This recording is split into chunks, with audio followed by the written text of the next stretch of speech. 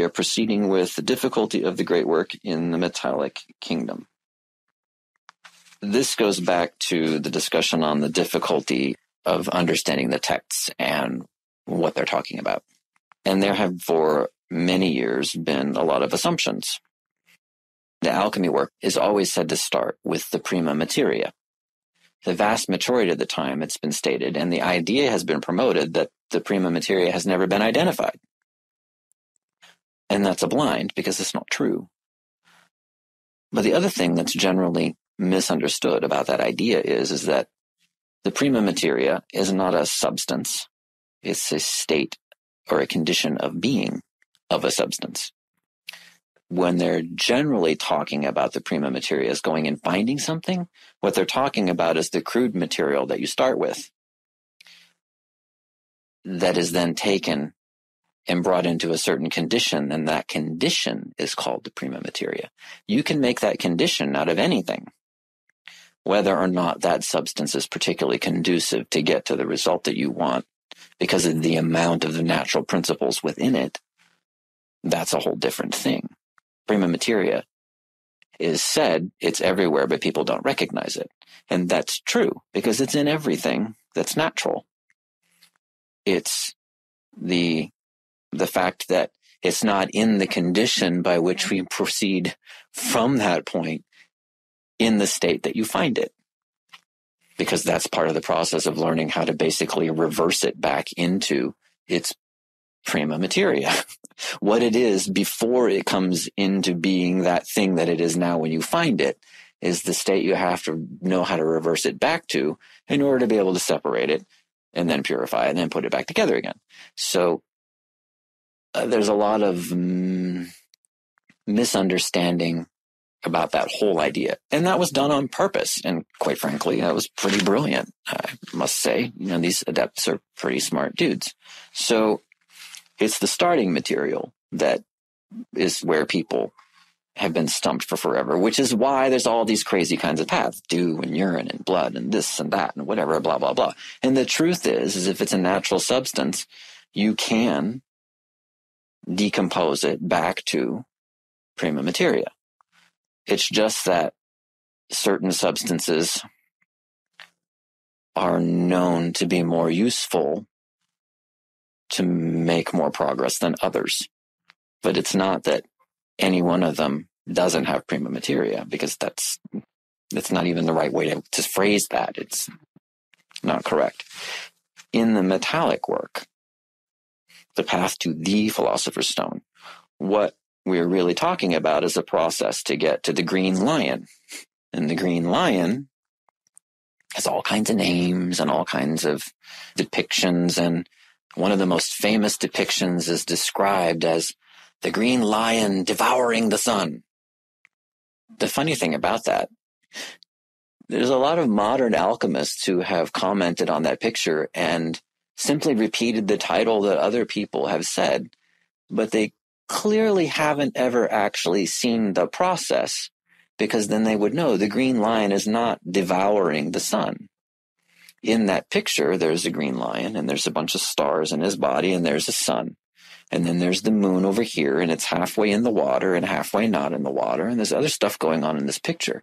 If you really understand what the green lion is and what you do to it, then you understand it's not devouring the sun. The sun is coming out of the green lion, and so is the moon, and so is the water, and so is other stuff going on in the picture. But because they don't understand the process of what you do with it, they don't know what they're looking at. And thus they've named it the opposite of what it actually is. Maybe somebody did that on purpose. I just think it's funny that it keeps being regurgitated without really thought or understanding. And it's kind of a key thing. Like, anyone that puts that in a book and calls it that without commenting on the fact that it's not actually really what's happening is a clear sign to me that that person doesn't really have deep alchemical understanding, which is disconcerting, kind of sad, because that significantly reduces the number of people you can actually talk to about stuff. The whole point of talking to someone is to learn something from them. And if you can clearly see that they don't understand, there's just no point in having a conversation. the number of people to whom you can talk to and learn anything gets significantly smaller every rung up the ladder you go. It gets more and more and more difficult. Once you know what the green lion is made from, which is not really that difficult, we could make green lion next week. That's not the problem. The problem is, once you have it, how do you accelerate the evolution of the green lion into the red lion? That's the philosopher's stone. It's another name, the red lion. And this is where the name, the great work, comes about, because we have the raw material in the right state. If we could take the right quantity of the green lion without putting anything, adding anything, purifying anything, without doing anything, and keep it in a molten state, which is 300-ish degrees centigrade, for like 7 years without interruption, we'd probably have the red lion.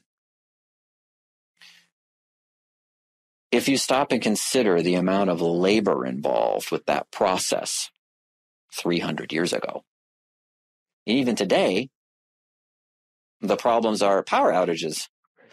Or if you do succeed in keeping it on for that long at that level of heat, the electric bill. So the modern age has its conveniences, but it's not without its set of challenges. Unless you're rich and you can afford to create a system that really will make sure you don't have power outages, which would be backups and generators, just all kinds of craziness. And even then, there's no guarantee, because at a certain point, all that stuff runs out of juice and you're in trouble. If that happens, what you end up with is a lovely solidified chunk of green vitrified glass. That's what you end up with. And then you're done. So the great work is about learning how to take the green lion and then separate it into its philosophical parts, purify each of the parts, and then put them back together again. And that dramatically reduces the amount of time that it takes, because you're helping it. The other way, where you just put the whole thing in there, the impurities are in there, the part that gets perfected has to then act on the impurities to convert it. If you've taken the impurities out, there's less work for the other part to have to do, and it can accelerate faster. That's really all alchemy is doing, is taking out the things that cause something to stop evolving. So alchemy accelerates evolution, but we're not doing it. It's the substance that has the evolution inherent within it. And everything has that. And the reason things stop evolving at a certain point is because there is a function in the universe that brings that about. Otherwise, we wouldn't have differentiation of anything. There wouldn't be a physical anything. We wouldn't have a multiplicity, and we wouldn't have an environment in which to evolve. So it's a vital process. Towards the end of a person's cycle of incarnations, they become aware of these ideas, and then they begin this great work. And there are things embedded in nature that accelerate that if one learns how to uncover them and how to do it. And that's alchemy. The red lion, the philosopher's stone, is the pinnacle of alchemical quintessences. It's the universal medicine. It's as accomplished in the terms of creating a quintessence as you're going to get. Now, there's all kinds of other things you can do with it after that. That's a whole nother discussion. That's why it's called the great work, because there are a lot of obstacles in that mineral work. The salts don't volatilize easily. There are tricks and secrets you have to learn in order to make that work. And you get stumped on that for years until your consciousness gets it, until you get it. It's always said that either you have to have a teacher or you have to have divine inspiration, which basically means an intelligence instructing you. Either way, you still have to have a teacher.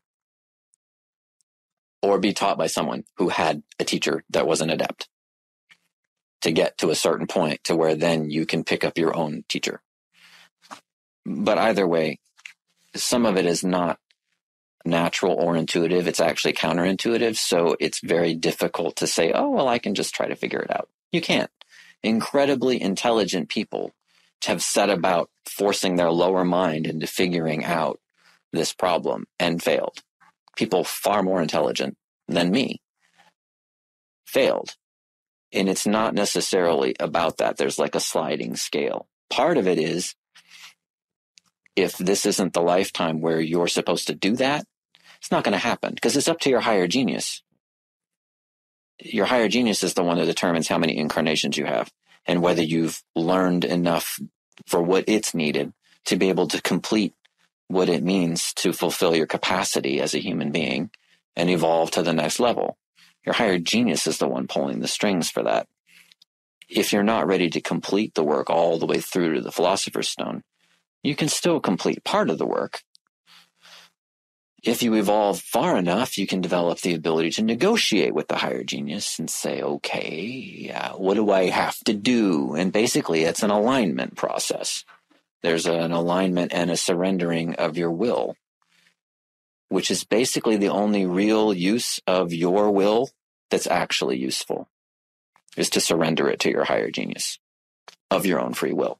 Everything else we run around thinking we're doing with our will is really just getting in our way. And a lot of people have figured that out, but they haven't really figured out what to do with it after that. And it's because they haven't been taught to communicate with the higher genius in a way that is very certain that it is really the higher genius you're talking to. Because a lot of people talk to a lot of things. They're not necessarily the higher aspects of what they think they are. And I'm not saying they're not. I'm just saying there's a protocol for how we figure that out. So that takes us into true initiatory levels in alchemy and magic. And one comment back on the difficulty of why it's called the great work. It's the same process in the inner work as it is in the outer work. They're both long and arduous and difficult. You don't think, oh, I'm just going to float around in the ethers inside and I'm going to just imagine that I've done the great work and then that's really what's going to have happened. It doesn't work that way. And that's the part that's not as intuitive. The outer work is actually a little more intuitive than the inner work from a certain point of view. Effectiveness in these things require initiation on some level. And so in alchemy and magic, the way it was taught to me, in a definition that I've come to accept because of the way that it makes sense to me, is that a master alchemist is a person that has achieved production of the true philosopher's stone. He can perform all of the works with which the stone can be made to do. He couldn't have achieved production of it unless he understood, capital U, all of the things that are required in order to be able to do that. A master magician has achieved full union with his higher genius and can perform all the works that can be achieved from that state of consciousness. At the master level, there is a ton of overlap. So I'm not accounting for that in these definitions. But it's not necessarily mandatory. Because what the master magician has learned is the inner work. Just because he's learned the inner work doesn't mean he just automatically knows how to do the outer work when he gets to a certain level up here. He might have a better idea, but unless he's really been taught, he doesn't really know the mechanics part. The same thing happens to the alchemist. The difference being is that the alchemist then has the philosopher's stone, from which is made the elixir of life, which, when ingested, connects one to those powers. So he doesn't need to go learn all the mechanics that the magical guy had to learn in order to get to be a master of that, because it will come about as a byproduct of ingesting the stone itself. That's what the stone does. That's part of what it does. And that's one of the things that is interesting about it. The funny thing is that of the handful of people that have taken the stone, of the writings that we have, the vast majority of them obtained the stone, but they didn't know how to make the elixir of life from it. They spent far more time transmuting metal and trying to impress people, and ended up getting locked in towers because when they ran out of powder and didn't know how to make more, then, well, that was a problem. So just because someone attains the stone doesn't mean they know how to make the elixir of life out of it. And that's the only way you're going to be able to extend your life and your longevity. And not knowing how to do it can result in premature death, because you're basically talking about God in a physical substance. I mean, that's really what you're talking about. Ingesting too much God at one time, bad for the nervous system, your body will shut down, and that's the universe's way of keeping idiots from getting further than they should, even if they have become a master alchemist. If they're still haven't gotten that dosage is something that really needs to be edged into carefully, you're still an idiot as far as the universe is concerned. No matter if you're smarter than 99% of the people on the planet, it's all relative. An adept alchemist has been instructed by a master or within the master's lineage under another adept and possesses full keys to the work, is a true initiate, and is in the process of working towards completion of the stone. Now, possesses full keys to the work doesn't mean that every single thing has been spelled out in painful detail. More like nothing has been left out of the explanation in mostly broad strokes and then some finer strokes, but there are things you're going to have to figure out for yourself. They're not just going to hand it to you. Same thing with adept magician. Has been instructed by a master or within the master's lineage under another adept, possesses full keys to the work, is a true initiate, and is in the process of working towards completion of union with the higher genius. Again, possesses full keys to the work is broad strokes, not every little thing spelled out for you. Initiate alchemist has received instruction from an adept as a direct student, has been taught the correct overall process of the work, been given most of the keys, not all, has been brought through specific training that affects his consciousness, and is working towards adepthood through confection of quintessences that bring about integrations of consciousness that allow one to communicate with the higher genius. Initiate magician has received instruction from an adept as a direct student, has been taught the correct overall process of the work, been given most of the keys, not all, has been brought through specific training that affects his consciousness, and is working towards adepthood through specific inner work processes that bring about integrations of consciousness that allow one to communicate with the higher genius. At some point, it all comes back to the higher genius. There is no way to circumvent the necessity to learn to properly communicate with one's higher genius to evolve spiritually. It is a barrier placed by nature. That gives us a framework to understand, from this particular point of view, what the true initiatory stages and steps are.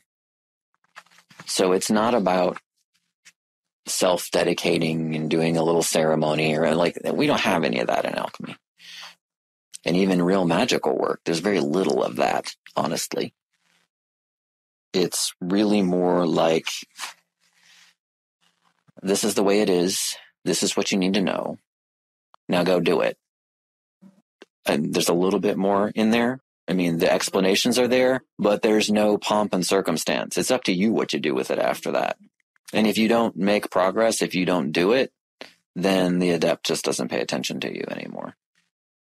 Time spent on someone who isn't really serious is just time spent away from everything else. They have to prioritize their time just like we do. But that gives a framework for both the magical and the alchemical tradition and the way that they parallel each other. It's important to really have a clear understanding of that. When I use those terms, those are the definitions that I use. And it wasn't appropriate to try to explain those in the beginning I was talking about definitions, but as we go, we build on definitions. Here we get into some fun parts. Okay, understanding the beginning work in practical alchemy. What is taught now as traditional plant alchemy is really a modern revival, sort of a best stab at creating a classical process. Frater Albertus. It goes through all the motions. It seems like, in theory, it should be correct, but it's not really deep alchemy. It's only taught by modern adepts to learn basic mechanics.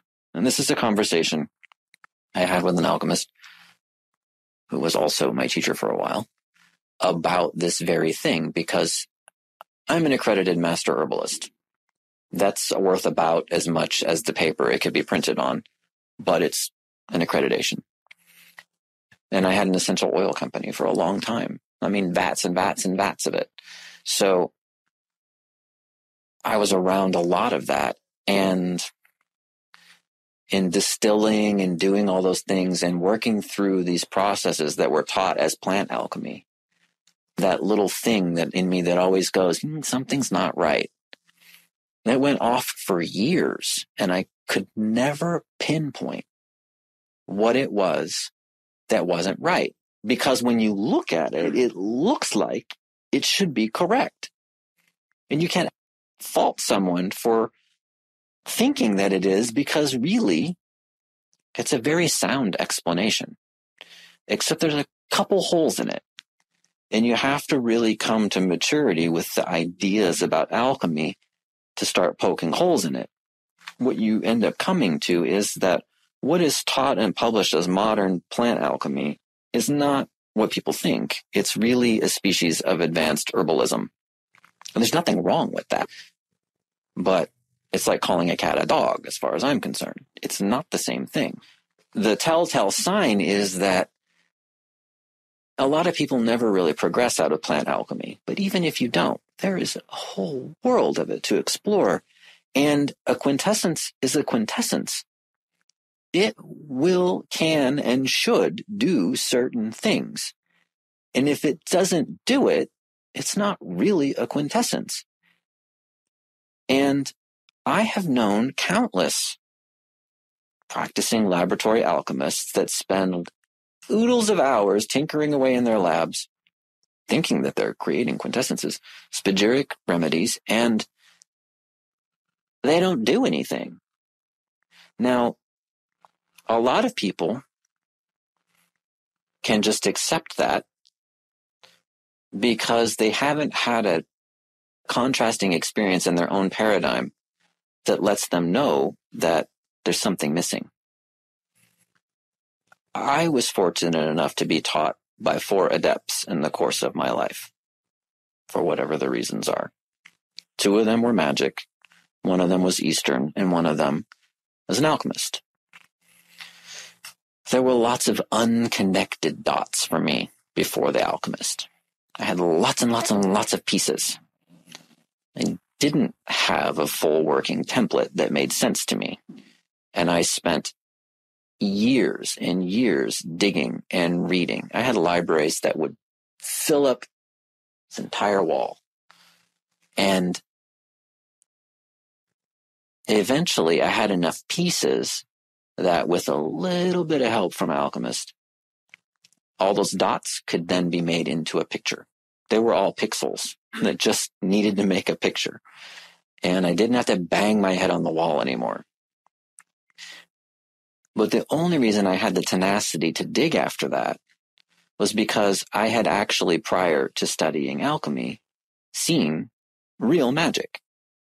My first teacher, there were times I wondered if he was completely crazy or not, but he could demonstrate power, real stuff that most people would never believe would ever happen in the physical. And that is what gave me the conviction of knowing that what I believed about magic was actually real. Now, he passed when I was still very young, so even though, he did that whole deathbed, oh, I've taught you everything you need to know, like, oh, please. That was so not true. He might have planted seeds, but not the same thing. But if it hadn't have been for that, maybe that's why I have the buzzer. But I knew that there was real magic in magic, so there has to be real magic in alchemy. That was my line of thought, and I've held to that ever since. All of the plant work that was taught, it just never sat right with me. I understood the theory, and I understood the mechanics of what was being said and what things were labeled as. But the products that were resulting, they didn't do what people said they were supposed to do. They didn't do what adepts said they should do. And so I set about trying to figure out why.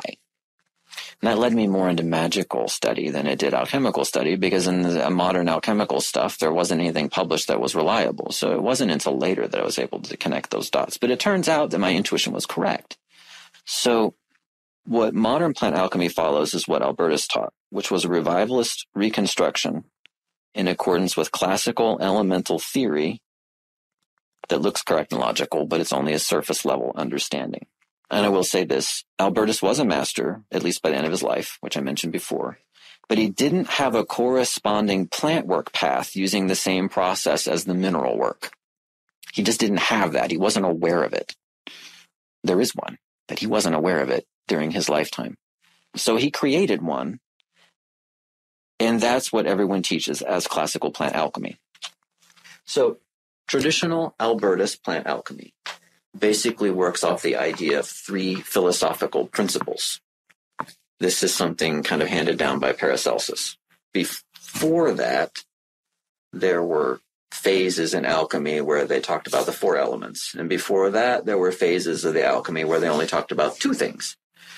It depends on how you look at it, because they all come out of each other. But classical Albertus alchemy is sulfur, mercury, and salt. There's a number of different ways to do this, but the idea is to get the 3 principles. Whichever process you end up using, what you end up with in this process is, in the plant work, the sulfurs are basically the essential oils. The mercury part is what we would call spiritus or ethanol, alcohol from a plant. And then the salt are the plant salts. So if you are cheating and taking the shortcut, you can use mercury, the plant alcohol, from something else, or alcohol from something else. If you're doing it the somewhat longer route, which is more alchemically correct, what you would do in the Albertus process could be distill out the essential oil from the plant material and obtain your volatile sulfur. This would be the volatile aspect of the sulfur. Then you take what the plant material is left and you put it in water, and you add some yeast, and you allow the carbohydrates in the plant material to be converted into alcohol. And you've obtained the mercury portion. And then you take whatever's left and you calcine it down into plant salts, potash, basically, mostly potassium carbonate, but every plant has slightly different minerals and whatever, but the vast majority is potassium carbonate, or what we call potash. And then you have your salt principle. In that salt principle is also the salts from what we call the fixed sulfurs that didn't come over from distillation, the plant resins and those sorts of things. Those are an important part of the alchemical theory, but they end up over here in this salt. So we also have the fixed sulfurs in there. Then each of these things is purified by distillation. The alcohol has to be distilled like 7 times just to get it to a high enough proof to where it's pure. The salts have to be calcined down until they're at least white. Some people don't even do that. They calcine them down until they're gray, because they don't want to destroy the life force in them because they don't understand alchemy. This whole life force idea has been imbued into everything, just like astrology. And if you really understand what's written in this Emerald Tablet, even on a basic level, you understand that there's no life force in the equation. Life force is a result of these three principles coming together. That's what life is created from. There is no separate thing that's life force. But a lot of people are running around believing that. It really interrupts the alchemical work, because not purifying the salts down to at least white means they're not pure. And if you haven't purified each of the principles, you will never get them to conjoin. It won't happen. So what you end up with when people are doing this and they're not purifying all the way is putting everything back in the bottle, shaking it up, thinking that they're going to create a spagyric and then trying to take that as a remedy. But really all you've got is some volatile essential oils and some alcohol and some unpurified plant salts. Plant salts in and of themselves are really not meant to be ingested. So until these three things are made back into one thing that doesn't previously exist, that isn't any of these things, you can't take a quintessence and say that it's just these three things mushed together. That's not a quintessence. So unless it's been made into a quintessence, you've still got a bunch of plant salts floating around, and then you're ingesting them. So then people are taking these, and they say, ooh, I feel something. And yes, well, what they feel is the result of, well, alcohol entering their system, and the buzz you get from the plant salts, which are toxic if they're not dealt with properly, and essential oil, depending on what the plant is. That's what they're feeling. It's not because it's a quintessence, so it's not doing anything. This has been going on for 40 years, and nobody's saying anything about it because, God forbid, we contradict tradition, right? In theory, though, what's supposed to happen is that you purify everything absolutely, and you put it all back together again, and then you continue putting it through heat process that allows each of the three things to eventually meld with each other and create a homogeneous substance. Now, that means when you distill it over, you don't have a bunch of salts left in the bottom. Everything comes over. It's one thing then. If you distill it over and it separates out and it's not one thing, there's no way in hell it's a quintessence. The amount of work required to make that happen is substantial. Well worth it, but substantial. The reason I point this out is because there are companies out there, alchemists, who have bought into this whole Albertus theory, and they sell spagyric essences for $14. Now, I don't know what $14 is to you.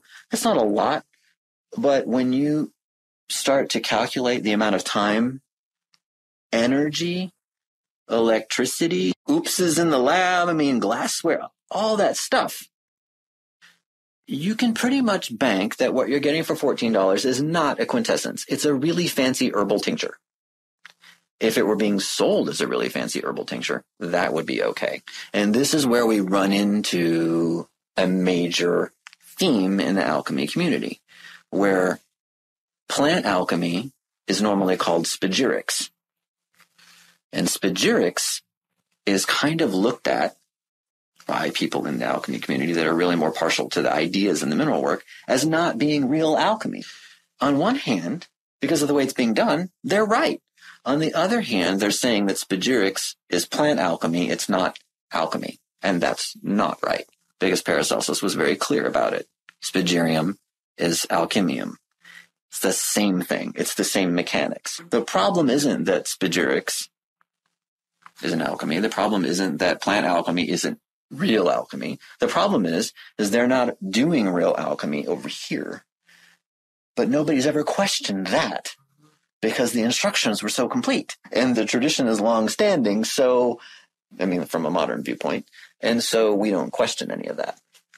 what caused me to question all of this was being shown that there's another path.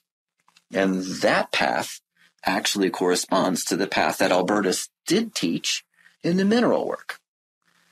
I'm not sure why he didn't get to that in the plant work. I'm just not sure why. So there's another way. The problem with this path is that the alcohol is not in the starting substance.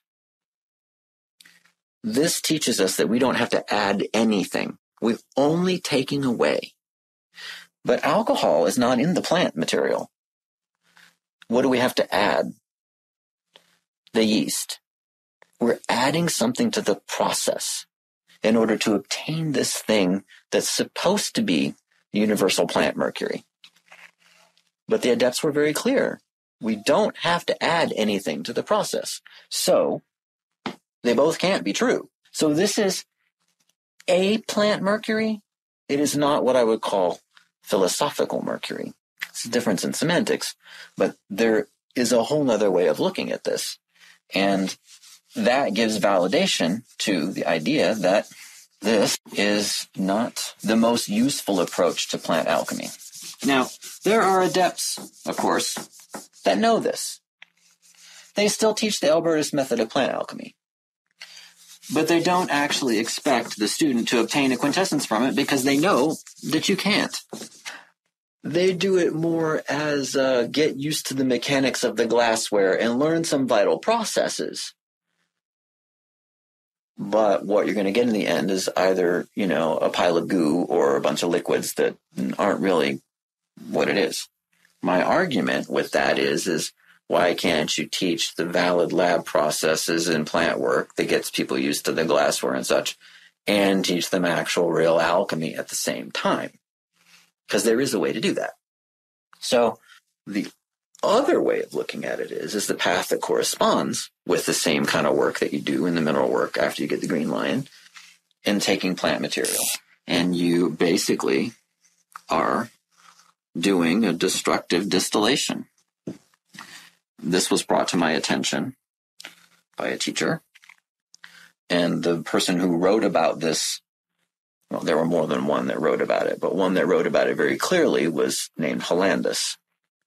And, very clearly for an alchemist, which isn't necessarily to say you're going to read it like the Sunday Times. But what he basically said was you take a substance and you distill it, but it's dry distillation.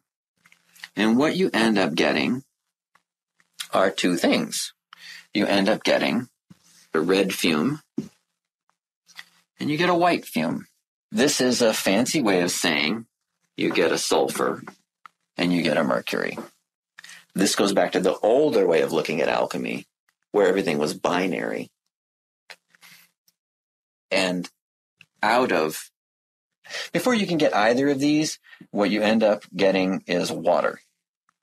Because even if the plant material is dry, it still has water in the fiber structure. It takes a long time to drive out that water. Like 10 hours. Because you can't crank up the heat to just, or you don't get the right stuff. So you've got to do it slowly. You drive out the moisture. It was such a nuisance to the alchemists that some of them referred to it as the evil moisture. Because, remember, they didn't have an electric hot plate. They just sit around, twiddle their thumbs, and eat Cheetos while they're waiting and turning up the heat every 20 minutes. They had to crank the fire and go get the wood and all that stuff. So I can understand, even in this day and age, it still feels to me like evil moisture. So you end up with basically these three main liquids, and then you end up with also the salt. The charred stuff remains down here on the bottom of the flask. What you end up with, though, the volatile salts that were in the salt over there that got left because you weren't doing that kind of thing, those aren't down here with this salt anymore. The volatile salts in this process get separated out. They're hiding over here. They're hiding in there, in the red fume. When you understand that in this viewpoint, sometimes mercury is called water in an overlying sense, and sulfur is called fire. When you understand that this is fire, and this, for the purpose of this, is water, not the evil moisture, but the archetypal water, then this is an earth that's a salt that's in the fire. When we read this, separate the earth from fire, we then know what this means. Very few people actually know what that means. They all talk about it. There's only been one alchemist that ever explained it to me. And I know the other adepts know, but they're not talking. So if that one thing hadn't been pointed out to me, and granted, it is in Hollandus and it is in other places, but it's very difficult to understand those texts unless someone has actually shown you the process. Then when you go read the text, you're like, I see what he means. If it's not for that step, it would be a miracle to grok that. Now, Hollandus is a little more clear about a lot of things than a lot of the other ones, even that are writing about the same thing. But it's this process that leads us to things that are the things that are written and are renowned in alchemy. Particularly this mercury principle, philosophic mercury. When this mercury is distilled multiple times, it behaves just like the legendary sources of what philosophical mercury is supposed to do. It's called the water that doesn't wet your hands. You can hold it in your hand. The problem is that it volatilizes at really low temperatures. So you can hold it in your hand and just basically watch it evaporate. But it is a liquid, and it is a water of sorts, and your hand won't be wet.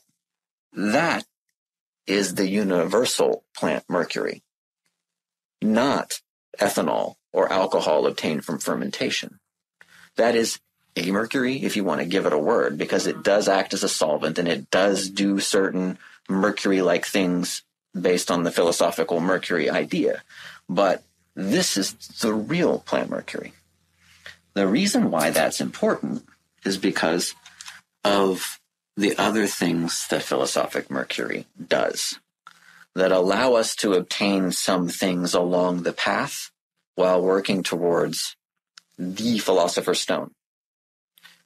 And I think getting to the Philosopher's Stone would be really groovy, but honestly, I'm not really that attached to it because I know that getting to philosophic mercury is a whole lot closer in a relativistic sense than absolutely achieving the Philosopher's Stone. Because what happens when you have that, it allows you to get something else that's very, very similar, not the same, but very similar. So we're going to talk about that, but that's the distinction. That was what my intuition was always telling me wasn't right about that Albertus plant path, but I could never pinpoint. And if it had to been taught to me, I would have never probably pinpointed it. I'd still be butting up against that wall. I'd be making progress on the magical side, but not so much on the alchemical side. So that's a really simple way of looking at it, but that is the difference. And it's important to understand that there is a very pivotal difference between the two. And that has its own set of complications, but at least you know you're on sound alchemical ground.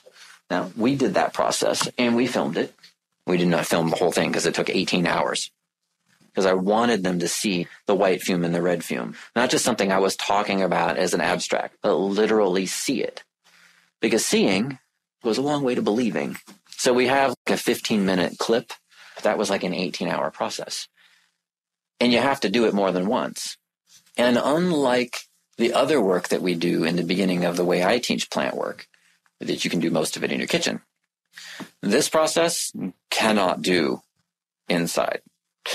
I can say that from experience because I did it twice because I just needed to do it. And it took weeks to get the smell out of the house. It gets in everything.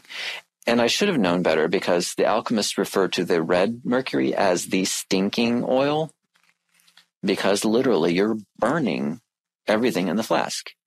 So if you've ever been around a house fire, that smell, it's very similar on a certain level. And the last thing you need is basically really, really mild smoke damage throughout your house, because it's really kind of the same idea. And you can only spray lavender on that. It takes like 3 weeks to get that out of the house. So that has to be done outside or in an environment built and designed to be able to do that, which is a more expensive process. So we don't start off with that, but I wanted everybody to see that. But that is important. It's important for 2 reasons. So we've covered, the problem isn't that spagyric plant is alchemy isn't real alchemy. The problem is that it's normally presented as spagyric, but it isn't. And again, especially if it's for sale. If it's for sale and it's cheap, it's definitely not. The people that are doing that, they're not being disingenuous. They believe that what they've created is a true spagyric. And some of them have had success in obtaining other alchemical essences. I've talked to some of them. They've created what we call the oil of Mars and the this and the that, other things that are more mineral work. And because they were successful in those processes, they believe that what they've created in these other things is actually that they're really what they are. Somehow it doesn't sink in that the experiences that they have are not what they're supposed to be. The problem with some of them is that they are energetically sensitive sometimes. So these are people that they're really sensitively connected. So they can feel really subtle differences and they can perceive them. They are perceiving the subtle differences in a really elaborate plant extract, not a quintessence, but they are experiencing a slight subtle difference. And so to them, that is validation that this is the substance that it is. Without the experience of knowing that an actual full-strength quintessence can knock you on your butt, it's not, oh, I think I might feel something. Wait, oh no, I'm not sure. No, there's none of that. They're serious things. They are serious, they are immediate, and they are profound. Just like real magic. The reason people accept a mediocre substitute for alchemy is because they've accepted a mediocre substitute for magic as well. They just don't know that that's what they've accepted. And everybody has little experiences as they go along through their magical journey. And those act as a reinforcement and a way of kind of validating that they're on the right path. Those things are not accidents. Those little things are placed there. They either tell us that we're on the right track or we're not. And they're not necessarily created by anything good. There are intelligences whose job is to keep us separate until we have gained the right understanding to complete the rest of our journey. Their job is to keep us in the box, basically. When we get too close to the edges, they find a way to close the box. And if that means giving us this really trippy experience that we then talk about for 20 years because that was the main thing that ever happened to us, then so be it. And there's a lot of that. The one thing that I learned from dealing with magical adepts and alchemical adepts is that they don't care about any of that stuff. The stories, they'll stop you halfway through and go, blah, blah, blah, doesn't matter. Here's this work, do it. Write a report, tell me what happens. That's what you get. Because they know the functions that are built in to keep us on a loop or to keep us busy or to keep us distracted. And it's not to invalidate them, because they are necessary, because without some of those experiences, people wouldn't continue on the path. They serve a purpose, but it's not always as people think. So there's traditional viewpoints in downplaying plant work as real alchemy. The majority of those practicing modern lab alchemy have long held the idea that the Philosopher's Stone can only be made from the metallic kingdom. This is commonly accepted alchemical thought. In saying that the Philosopher's Stone can only be made from the metallic kingdom, and that the beginning primo work with plants is only to understand the process and confect lesser stones. I prefer the path to quintessences that don't involve this plant stone idea, because every plant stone I've ever seen, which has only been a few, they basically look like congealed snot, and they're basically just balls of salt and an essential oil and alcohol congealed together until it makes a really hard substance. And then people say, take them and and you get these health benefits. And I don't know anyone that's actually made a plant stone on the Albertus way, which is the ones that are doing it, and done that and actually can say that they had a profound quintessence experience. They'll talk about, oh, it tastes like rosemary, it's really intense, or blah, blah, blah. But that's not what we make quintessences for. If I want really intense rosemary, I can go to the store and buy rosemary extract and take a big swig. That's not what we're doing.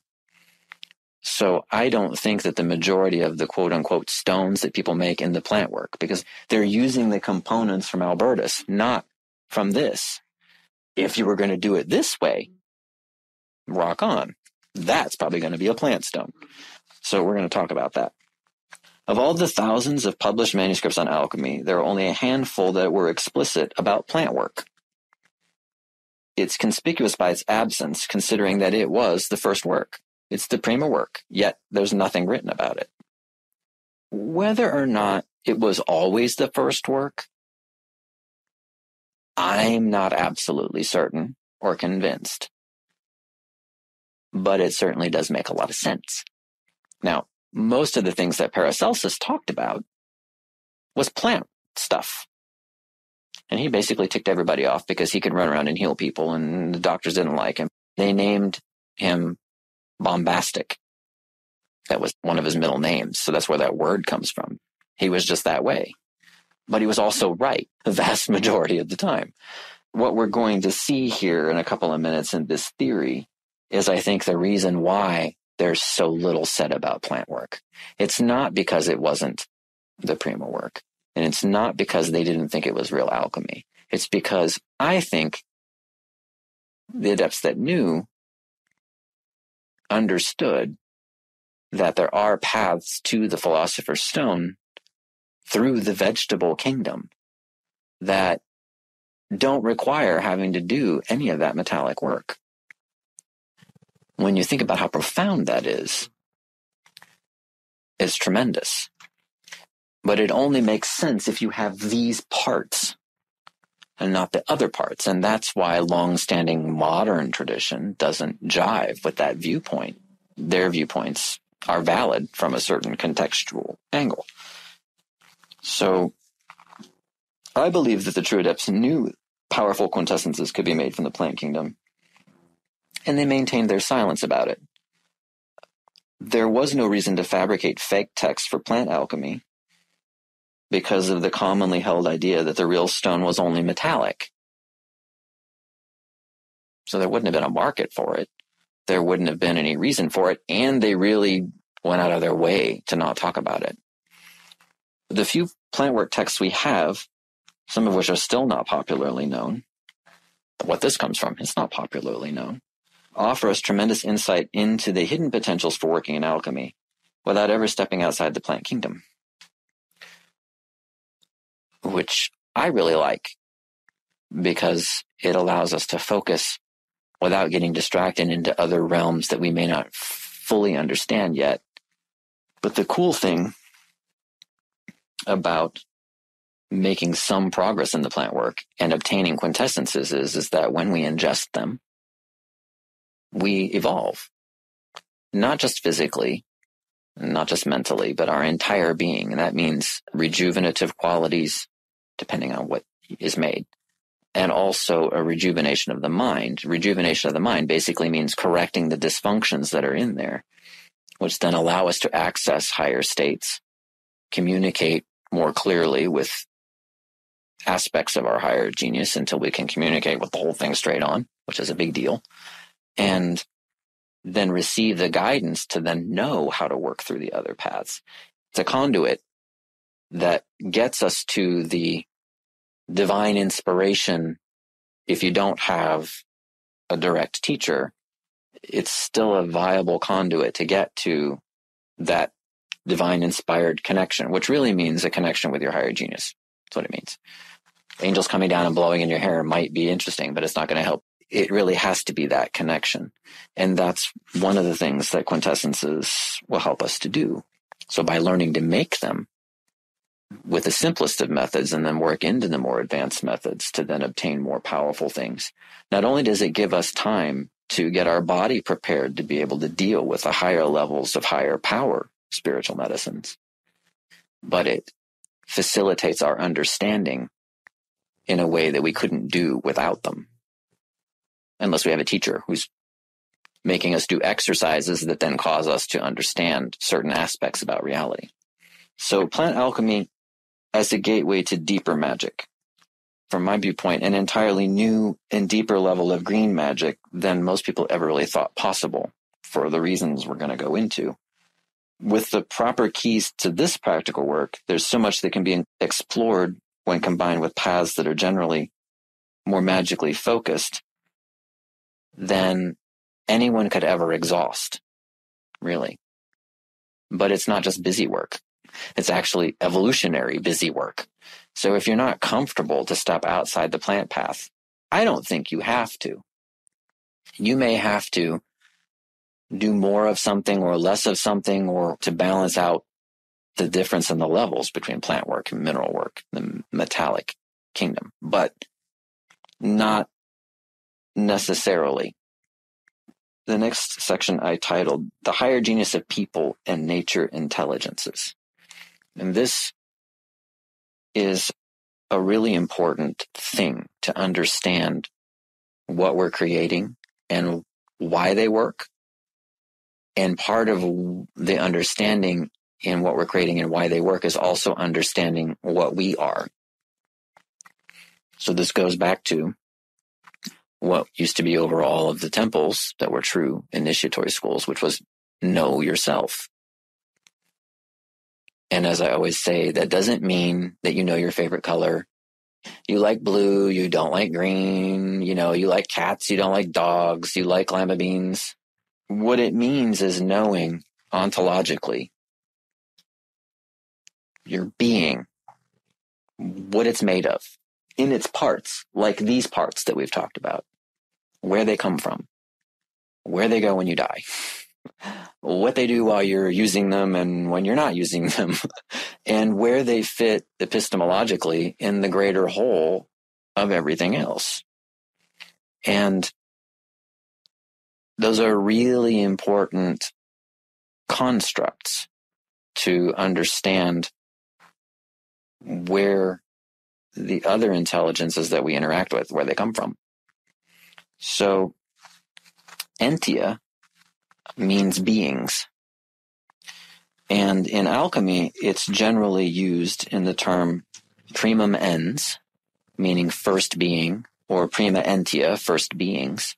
And we talk about it in the beginning as in relation to Melissa, the plant Melissa, which is lemon balm, the primum ens Melissa, because of what Melissa does, if it's a quintessence. If it's just a tincture or an extract, it's not going to do what the ens does. So, prima entia are the mother spirits of each species that exists within the spirit of the world. So, we're this unit, and we have a higher genius. The mother spirits are like the higher genius of the plant species, but not just that plant you're working on. All the Melissa everywhere that ever exists, ever has existed, ever will exist, it has a mother spirit. And that mother spirit is the intelligence that rides in the physical vehicle that we're creating. So we're creating a physical thing that has a non-physical component, because everything physical has a non-physical component. And when we ingest that, what we're doing is creating a connection with that aspect of that intelligence that resides within the spirit of the world. And that opens up to us whatever powers are conveyed by that particular thing universally. Because we are a simulacrum of everything that exists. That's what humans are. We're a simulacrum of everything that exists in the entirety of creation in a certain way. That means that everything that exists archetypally, we have within us in an embryonic form.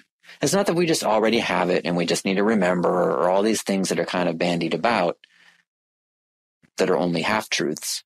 It's that we do have them, but they're in an embryonic state.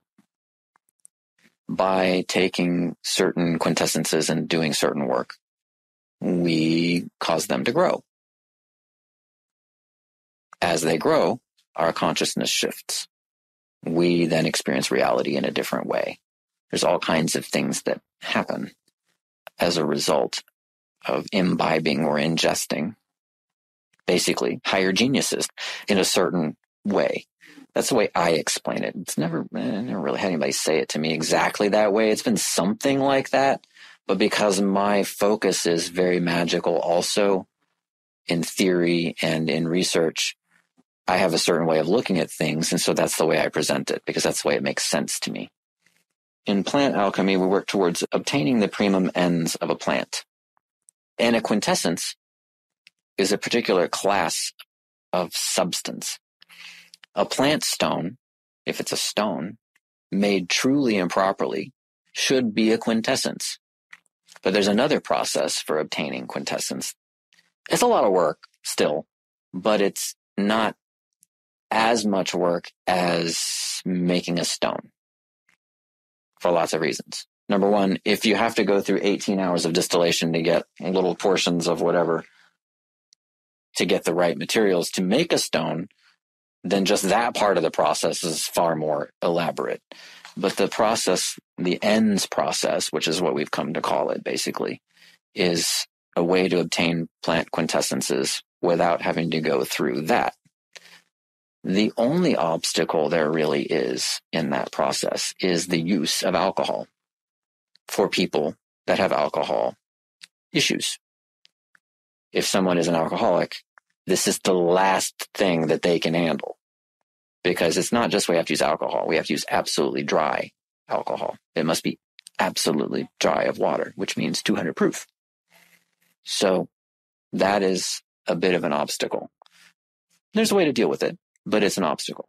The cool thing, though, is that in this particular process, alcohol is okay because we're not obtaining quintessence in the same way. So it's a different process.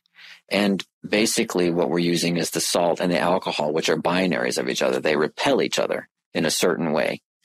So where when we do that process, we're obtaining that within the alcohol portion, and we siphon it off, and then we concentrate it down, and we have this ends.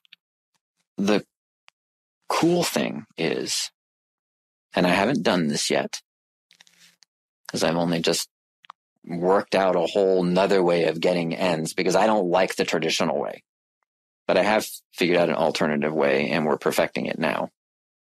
The cool thing is that in place of the alcohol, were we to have this as a working material, this doesn't have alcohol in it, but it is the philosophic mercury, or an aspect of what becomes the philosophic mercury. But it's the white fume, the white wine, whatever you want to call it. That can be used in place of the ethanol portion.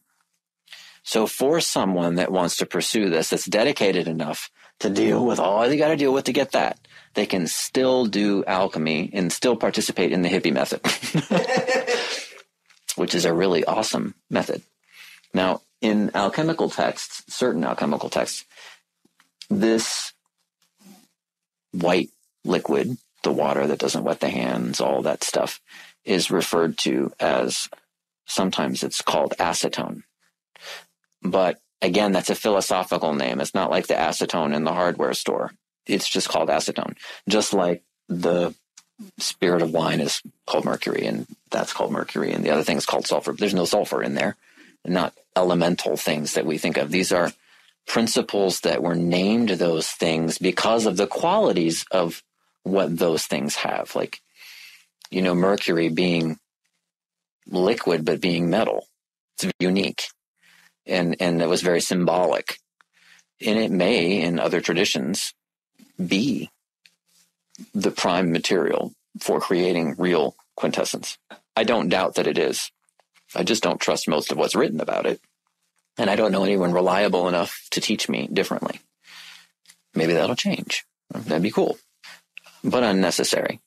Because I believe that this path and this lineage that we're following, if that doesn't get us there, we're just not going to get there. So ingestion of the ends begins an integration of the alchemist's consciousness with the higher genius of the plant and affects consciousness. The reason we start off with Melissa is because it is renowned in alchemy as a rejuvenative. One of the challenges that alchemists have always had in the great work is living long enough to complete the great work. Death is a threshold placed there on purpose for lots of reasons, but it is something that has to be thought about. So my teacher basically said, any alchemist worth his salt sets about creating a rejuvenative as soon as he's able to do it. So instead of 4 or 5 years of busy work with all that Albertus hoo-ha that I understand and don't agree with, when we start out working on the ends work. It's simple, but it's not easy. There are a number of things, even in the last year and a half, that I have discovered. But for the most part, the mechanics of it, if you understand how the parts work, you can figure out a way to get it that isn't necessarily absolutely the way it's normally taught. And mind you, of the handful of references to making ends, none of them are the same. I'm not convinced that what some of them lead to is an end, but they're not really very complete in their descriptions or instructions. And even Paracelsus, he wrote volumes and volumes and volumes about stuff. There is one paragraph about the ends. That's it. So again, conspicuous by its absence. It requires diligent trial and error to a degree. It's not that you don't know what you're doing, but getting the ratios right, figuring out. I don't particularly like the normal way of doing it. So the normal way of doing it is having the pure alcohol and having what they call deliquesced plant salts. Potassium carbonate is hygroscopic. It just sucks up water. Traditionally, this was done by putting out sheets in a cellar, because cellars were damp, and spreading out potassium carbonate and then collecting the liquid off of it. Or putting out stuff outside and collecting the dew. This has led to various notions of we're collecting starlight and moonlight and all kinds of stuff, and that's got nothing to do with it. It just needs to be saturated salt. And that's how they did it because it was easier for them at the time. They also didn't have pollutants like we have. So 500 years ago, when they said, oh, just put your plant salts out and they'll deliquesce or whatever, they didn't have to worry about acid rain and all kinds of stuff in the environment that I don't need in my salt. So I had to learn how to create saturated solution of potassium carbonate in the kitchen with distilled water and plant salt, because we're not collecting moonlight and starlight. And the other thing that led me to do it was that by the time I got around to trying to collect it, even though we live in a very humid environment, that was the 1 week we had no humidity. So I woke up at 6 o'clock in the morning to go outside and collect casserole pans of deliquesced plant salts, and there wasn't any. And I'm not a morning person, so that was not going to work for me. After 6 days of that, I was like, you know what? I am over this particular collection method. It's just not going to happen. But people really do believe, because it's been taught and promoted, that it's energy from the stars and it's all this. But that goes back to adding something extra that we don't need. And there's nothing wrong with energy from the stars. There is energy from the stars. It's called radiation. We live in a sea of it. But that's not vital to the process of creating the quintessence. So we have to be a little ingenuitive in how we get to the goal. And we have devised a way temporarily to make do with things that we can find in normal stores. Because I don't just want to create a process where we can do it because we had this fancy $8,000 glass contraption made that nobody can afford to do. I want people to be able to learn how to do it and to be able to go to Walmart and buy the right filter thing that they need for a coffee pot and some other implements that are commonly available and be able to do it. So far, we're having really good luck with that. And this is a good place to take a break.